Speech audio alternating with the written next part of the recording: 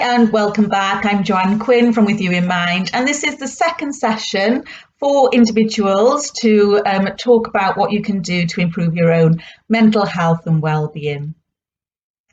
So in the last session, I talked about our stress containers, and I talked about what happens when we have too much stress in the stress container and how it overflows into symptoms of stress. If that happens and we start feeling stressed in the moment, it's our body's natural reaction to all of those stresses, and we start experiencing the fight, flight or freeze response to stress. And now, if that does happen, there's a few things that you can do in that particular moment. You can take a deep breath. Take a deep breath in through your nose, and then imagine it going down into your stomach and then back out through your nose. And imagining that breath going all the way down into your stomach really ensures that you take a very deep breath. And in taking those deep breaths, it allows you to slow your heart rate down. And in slowing your heart rate down, you're able to then calm down and just even out those feelings that are caused by that stress response.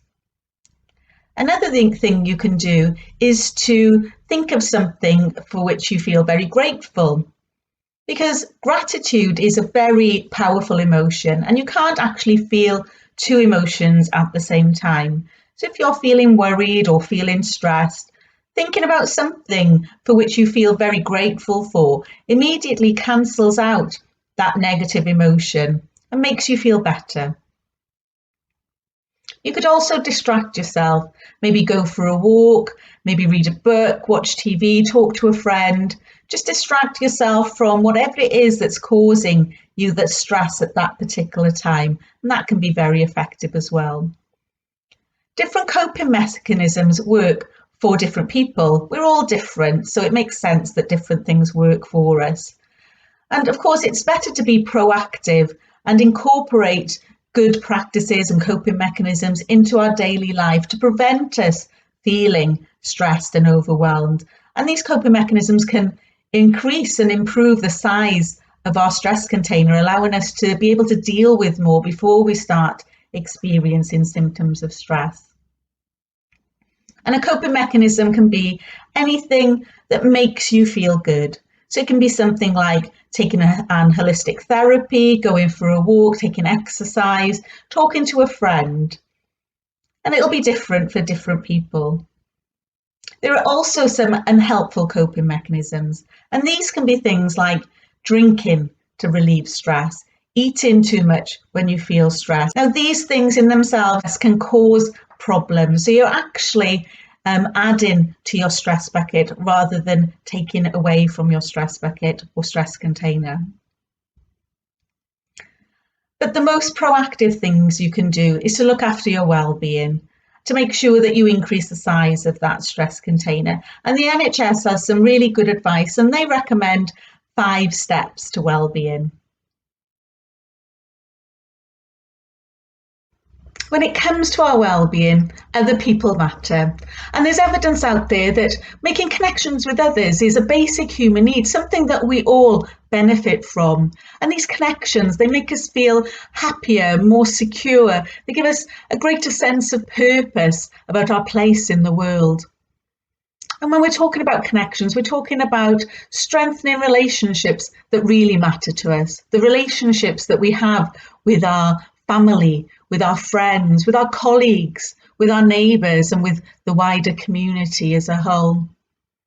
And what we can do to build these stronger relationships is just reach out and make those connections, take time to strengthen and re-establish those connections.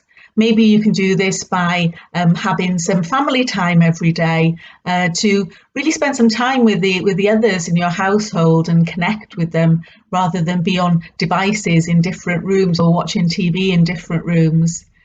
If you reach out to a friend, try phoning them or Zooming them rather than texting, because it's all too easy these days to send a text, a message or an email, and some of that connection is diluted and it's lost when you don't have that physical contact through hearing their voice or seeing their face. You could also take time out to volunteer, and this is really good. It boosts our self-esteem, it gives us a real sense of purpose, and obviously that benefits the wider community as a whole as well as strengthening your connection with that community. So there are lots of ways to connect with people, and if you can't see them in person, try using the apps and technology that's available like Zoom, FaceTime, WhatsApp. There's lots out there. So give it a go and reach out to somebody today that you've not spoken to for a while. Being active is great for your physical health. And it's also been proven to increase your mental well-being as well. We often think of the two as being separate, but they're actually intrinsically linked. And by doing exercise, we improve our mood, and that obviously affects our well-being. Now, you don't have to go to the gym, just find an exercise or an activity that's quite physical and something that you enjoy. And this could be walking, dancing, running, anything really that gets you moving. Because physical activity has been shown to be great for treating depression. Even just walking a couple of hours a week has been prescribed by doctors to combat depression. And it's also been proven to helping prevent anxiety.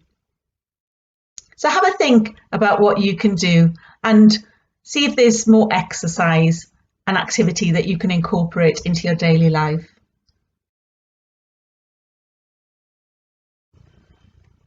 So mindfulness. It's not about sitting in the lotus position and meditating every day. Mindfulness is really about being present in the moment, and you can do that at any time. So every day we have an estimated 60 to 80,000 thoughts. And unfortunately, most of these thoughts are negative because we're hardwired in that way. We're hardwired to look for the risk and the danger out there to ensure our survival.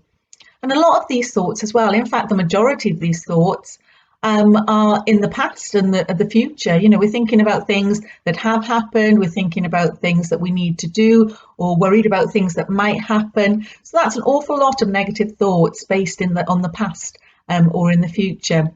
And by being mindful, we're really focusing on the present rather than having our head in the past or the future, because in the present, for the most part, everything's okay. We're all right here, right now, we're all okay. And in fact, now is the only moment that exists because the past has happened, the future's yet to happen. So right now, right here is in fact the only moment that exists, the only moment that truly matters. So if you ground yourself in the moment, then you feel better because your head's not in the past and it's not in the future. And we can do this, and mindfulness teaches us how to do this by using our five senses. So if you go for a walk, instead of walking along thinking about everything that you need to do for the day, think about what you can see around you. Maybe count 5 things that you can see. Maybe listen out and try and count 4 things that you can hear, 3 things that you can feel, maybe the air on your cheek or the ground underneath you. Couple of things that you can smell or even anything that you can taste. And by using these 5 senses, you can ground yourself in the present moment and therefore eliminate any of those negative feelings associated with the past or with the future.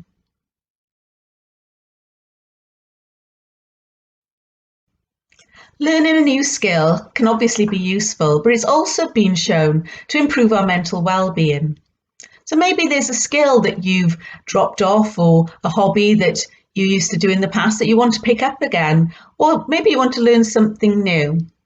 And at work, this could be things like taking on some training, a new role, or some new responsibilities. And at home, it could be something like learning a new language or learning how to play a musical instrument. The sense of achievement that we get from learning a new skill really boosts our mental well-being and makes us feel good about ourselves.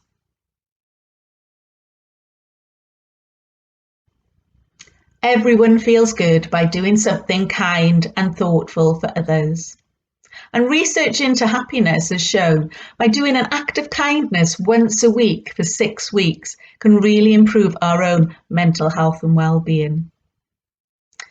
You don't have to be spending money or give something material to feel good about giving. You can just give your time or give somebody a smile or give gratitude for something that somebody else has done. It can be as simple as that.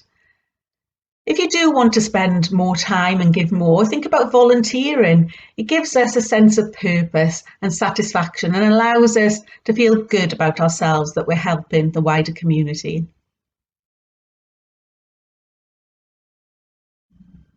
There are lots of apps and resources out there that support these steps to well-being. And these could be apps like Headspace, Calm, Insight Timer, MyFitnessPal, Map My Run, Gratitude. There's lots and lots out there. You may also in your organisation have employee assistance programmes or mental health first aiders, mental health champions or wellbeing leads. And these people can be a good source to access any resources that you think might help you in your own well-being. If you feel as though you can't cope and you need additional professional support, then pop along to your GP and you'll be able to access the NHS services via your GP. Or if you're concerned about waiting lists, there's a fantastic organisation out there that's backed by the government called Able Futures, and they'll get back to you within about 24 hours and they will offer you support for up to 9 months, usually without any waiting lists. And this support is there for you to help you cope with life stresses with the end objective of keeping you in work. So remember, there's lots of resources out there. You don't have to suffer in silence or be alone or struggle. Reach out if you need some support. Look after yourself and also look out for the well-being of those around you.